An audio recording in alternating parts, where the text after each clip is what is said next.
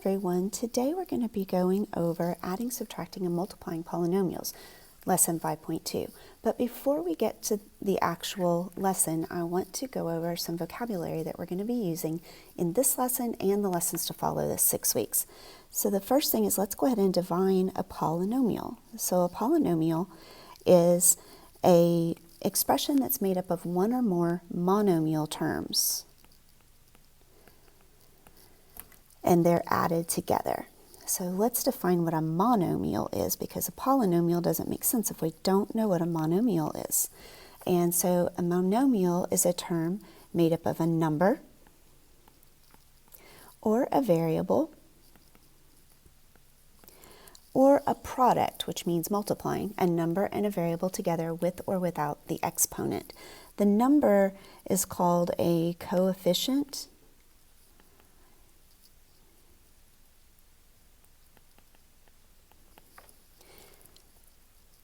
and the coefficient can be really any number that you can think of. It can be any real number. So as long as it doesn't have one of those imaginary units, I, in it, that's what our coefficient can be. So our coefficient can be any real number. That means that it could be an integer, a decimal, a fraction, even a square root. Anything that you can think of is what a coefficient can be. Our x in this case on our example, which is our variable or letter, it could be any letter of the alphabet, basically. And then the most restrictive thing that we have is our exponent. Our exponent can only be a whole number.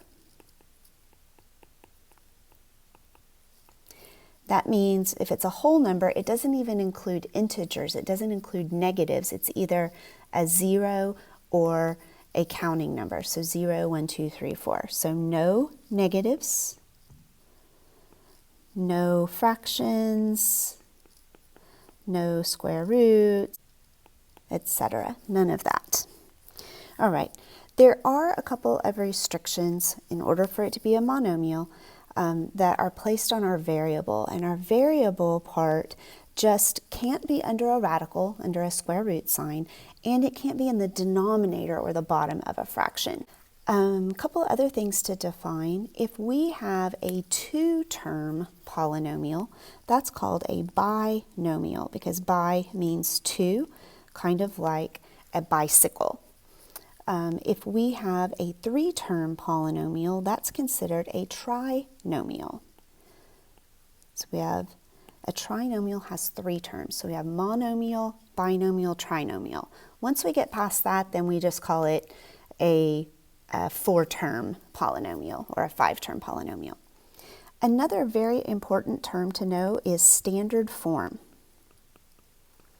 So standard form means that we are writing our polynomial with the highest degree exponent term first, and then we get lower and lower until we run out of things to write.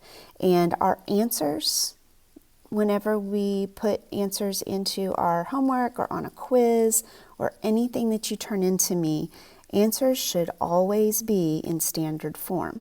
All right, so let's look at an example of a polynomial that's in standard form. 7x to the fifth plus 5x squared plus 10x minus 3. So notice that our biggest exponent, 5, is first, followed by our next biggest, which is 2.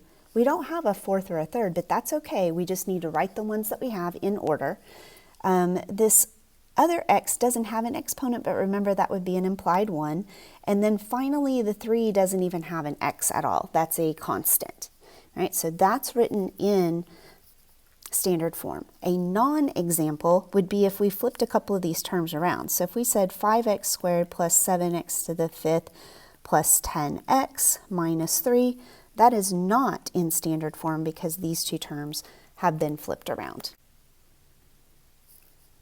Another thing that I want to remind you guys of before we get into our actual lesson is the product of powers property. We've talked about this briefly before, but I just wanted to refresh your memory. So the product of powers property says if we have a variable raised to a power and we multiply it by that same variable raised to a power, we basically just add the exponents. So for example, if we have 3x squared times 4x to the third, we multiply the 3 times the 4 to get 12, and the power or the exponent on our x is going to be 5 because that is 3 plus 2. All right, so why is that the case? Let's expand this. Let's write what this really means. 3x squared means 3 times x, and 4x to the third means 4 times x times x times x. And so if you then simplify all that, we have our numbers are 3 and 4, which is 12, and then count how many x's we have. We have 5 multiplied together. So this is the reason that we get 12x to the fifth, and the reason that things get added when you are multiplying exponents. So this is the y.